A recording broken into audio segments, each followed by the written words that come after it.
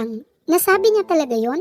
Kahit ilang batch pa raw ang dumaan sa bahay ni Kuya, wala pa ring tatalo sa batch nila Fiang? Aba, confident queen. Pero ang tanong, confident ba o ilusyonada? Kaya naman sa video na to, bubusisiin natin ang buong eksena. At titignan kung may punto nga ba si Fiang o baka naman masyado lang siyang mataas lumipad. Kung hindi ka pa familiar kay Fiang, siya po ay si Sophia Smith, ang tinanghal na big winner ng Pinoy Big Brother Gen 11. Sa dami ng batch na dumaan sa PBB mula pa noong 2005, hindi maiiwasang magkumpara. Mula kina Nene Tamayo ng original batch, Kim Chu na naging Queen of Primetime, Melay na consistent sa pagpapatawa, at syempre James Reid na heartthrob ng bayan. Lahat sila may kanya-kanyang impact.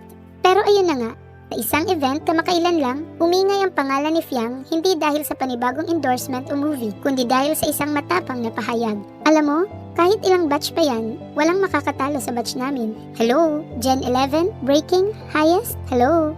Boom, mic drop. Ayun na nga, agad-agad inulan siya ng bashers at comments online. Sabi ng iba, walang makakatalo sa batch namin. Tapos susundan ng, joke lang, edi parang hindi joke yung una, di ba?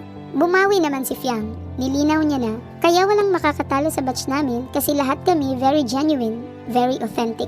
Akala nga namin walang nanonood kaya ganun kami umasta. Medyo may sense din, no? Iba rin kasi kapag ramdam mong hindi scripted ang kilos ng mga tao sa loob ng bahay ni Kuya. Pero syempre, hindi pa rin nakaligtas si Ate Girl sa mga matatalim na opinyon online. Maraming netizens ang di nagpaawat sa komentaryo. Hello daw sabi ng batch nila Melay. Walang tatalo sa original. Nene, Franzen, Chicks, Jason. At oo nga naman, kung impact sa mainstream media at long-term relevance, ibang klase yung mga naunang batch. Pero kung views at stats ang basehan, may pinanghahawakan nga si Fiang. Base sa official record ng ABS-CBN, ang Gen 11 ay nakapagtala ng mahigit 2.26 million concurrent views sa kabuuan ng season. Mas mataas pa sa 1.5 million ang previous collab Big Night. That's a huge number, especially sa panahon ngayon ng streaming at digital consumption.